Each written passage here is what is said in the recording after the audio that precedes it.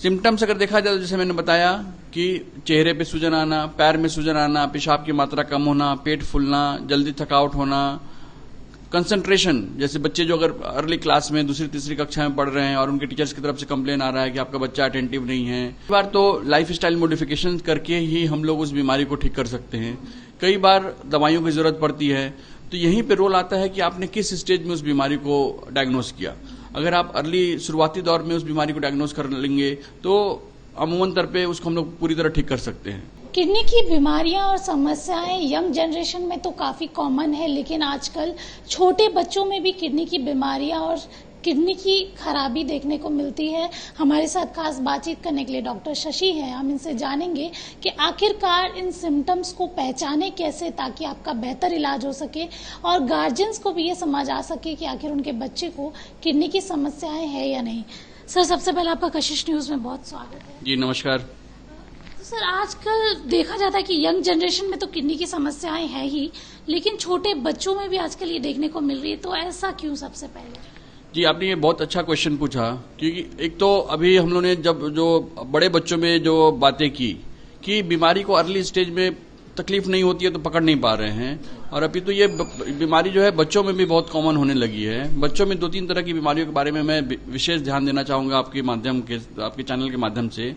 बच्चों में एक बीमारी होती है जिसमें पेशाब से प्रोटीन लीक करता है, तो ये बहुत कॉमनली हम लोग देखते हैं बच्चों में। उसमें जो सिम्टम्स जो आते हैं, जो अर्ली जो तकलीफ होती है, वो आंखों के सामने सूजन हो जाना, पैर में सूजन आना, पेट फूल जाना, पेशाब की मात्रा कम हो जाना, तो इसको नेफ्रोटिक सिंड्रोम कहते हैं।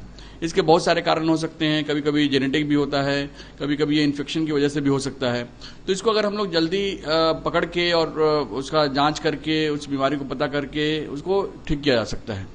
दूसरा जो आपने क्वेश्चन पूछा कि आजकल यंग बच्चों में किडनी की बीमारी काफी बढ़ रही है, तो 2-3 जो आंकड़ा मैं आपको बताना चाहूंगा कि वेस्टर्न वर्ल्ड के मुकाबले हमारे इंडियन सब कॉन्टिनेंट में जो भी क्रॉनिक डिजीज हो रही है, जैसे शुगर है, ब्लड प्रेशर है, कोलेस्ट्रॉल बढ़ने की जो समस्या है, वो यंगर एज में आ रही है। अभी तो मतलब मैं कहूंगा कि 1 से 1.5 डिकेड पहले वहां अगर 50 सालों में ये बीमारी होती है, तो हमारे यहाँ 35 से 40 सालों में ये बीमारी हो रही है। और शुगर, ब्लड प्रेशर देखा जाए तो सबसे मुख्य कारण है किडनी को खराब होने का। तो जब ये बीमारियां अगर अर्ली स्टेज में आएंगी तो उसके कारण से जो दुष्प्रभाव किडनी पे पड़ेगा वो भी अर्ली स्टेज में आता है। इसलिए हमारे यहाँ वेस्टर्न वर्ल्ड के मुकाबले ये बीमारी अर्ली स्टेज में आ रही है। तो इसका सॉल्यूशन क्या है कि कैसे बच्चे ये पहचाने कि उनको किडनी की समस्या है? क्योंकि काफी छोटी उम्र में हो रहा है, उस समय इतना नॉलेज भी नहीं होता कि आप पकड़ सके कि आपको आखिर बीमारी क्या है, क्योंकि गार्जियन भी घरेलू उपाय कर लेते हैं। सिम्टम्स क्या होते हैं? सिम्टम्स अगर देखा जाए तो जैसे मैंने बताया कि चेहरे पे सूजन आना, पैर में सूजन आना, पेशाब की मात्रा कम होना, पेट फूलना, जल्दी थकावट होना, कंसंट्रेशन, जैसे बच्चे जो अगर अर्ली क्लास में दूसरी तीसरी कक्षा में पढ़ रहे हैं और उनके टीचर्स की तरफ से कंप्लेन आ रहा है कि आपका बच्चा अटेंटिव नहीं है, होमवर्क नहीं कर पा रहा है, क्लास में ध्यान नहीं दे पा रहा है, या हेल्थ नहीं गेन कर पा रहा है, दुबला पतला है, उसको बार बार कोई इन्फेक्शन हो रहा है, पेशाब में इन्फेक्शन हो रहा है, तो ये सब चीजों को इग्नोर नहीं करना है। इनफैक्ट मैं कहूंगा अगर किसी मेल चाइल्ड को अगर एक भी पेशाब का इन्फेक्शन का एपिसोड होता है तो उस बच्चे की जांच होनी चाहिए किस कारण से इस बच्चे को इन्फेक्शन हुआ। तो छोटी छोटी बातों को अगर हम इग्नोर नहीं करेंगे, अगर उसके तह में जाएंगे, तो हम लोग इस बीमारी को अर्ली स्टेज में पकड़ पाएंगे। सॉल्यूशन क्या है? क्या कुछ उपचार करें या फिर ऐसी क्या दवाइयां खाएं कि बिना किसी हैवी डोज दवाई के बच्चा थोड़ा स्वस्थ हो जाए? क्योंकि छोटे बच्चे हैं, कभी कभी हैवी डोज दवाइयां उनकी शरीर को भी इफेक्ट करती हैं। ये कई बार तो लाइफ स्टाइल मॉडिफिकेशन करके ही हम लोग उस बीमारी को ठीक कर सकते हैं। कई बार दवाइयों की जरूरत पड़ती है, तो यहीं पे रोल आता है कि आपने किस स्टेज में उस बीमारी को डायग्नोस किया। अगर आप अर्ली शुरुआती दौर में उस बीमारी को डायग्नोस कर लेंगे तो अमूमन तौर पे उसको हम लोग पूरी तरह ठीक कर सकते हैं। अगर यही बीमारी लेट में पता चली, जब एडवांस स्टेज हो गया उसमें पता चली, तो शायद उस बीमारी को हम लोग नहीं ठीक कर पाते हैं। और लेकिन उसमें हमारा एम रहता है, मकसद रहता है कि उस बीमारी को धीरे कर दे, स्लो कर दे, ताकि उस बच्चे के बाकी बचा हुआ जीवन काल में उसे उसका दुष्प्रभाव ना पड़े। तो कभी कभी दवाइयों का रोल, खाने पीने का परहेज और कुछ लाइफ स्टाइल मॉडिफिकेशन से हम लोग ऐसी बीमारियों को इलाज करते हैं।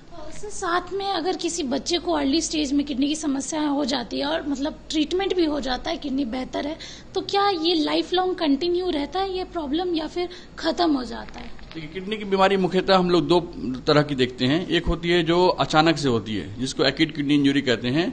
अगर इससे कोई बच्चा ग्रसित होता है तो ये बिल्कुल कंप्लीट ठीक हो जाता है। लेकिन एक दूसरी तरह की बीमारी होती है जिसे क्रॉनिक किडनी डिजीज कहते हैं, जो धीरे धीरे ग्रेजुअली बढ़ता है। तो ऐसे कंडीशन में कंप्लीट इसको ठीक नहीं किया जा सकता है, अपितु उस बीमारी के बढ़ने की गति को हम लोग स्लो कर देते हैं ताकि उसका दुष्प्रभाव उसके किडनी पे ना पड़े। तो देखिए, आजकल किडनी की समस्याएं लगातार बढ़ते जा रही है, चाहे बच्चों की बात कर ले या फिर बड़ों की, हर किसी को किडनी की समस्याएं हैं। लेकिन अगर आप अर्ली स्टेज पे इसको पकड़ लेते हैं या फिर आपको समझ आ जाता है कि आपको किडनी की समस्याएं हैं, तो सॉल्यूशन बेहतर होगा, इलाज बेहतर होगा, क्योंकि अर्ली स्टेज में ट्रीटमेंट करना थोड़ा इजी रहता है in compare to advance stage. तो अगर आपको ऐसे कोई भी सिम्टम है या आपके बच्चों को ऐसे कोई सिम्टम है, तो आप तुरंत नज़दीकी डॉक्टर से कांटेक्ट करें। इस तरह की तमाम जानकारियों के लिए आप कशिश न्यूज़ देखते रहिए। तब तक के लिए आपका धन्यवाद।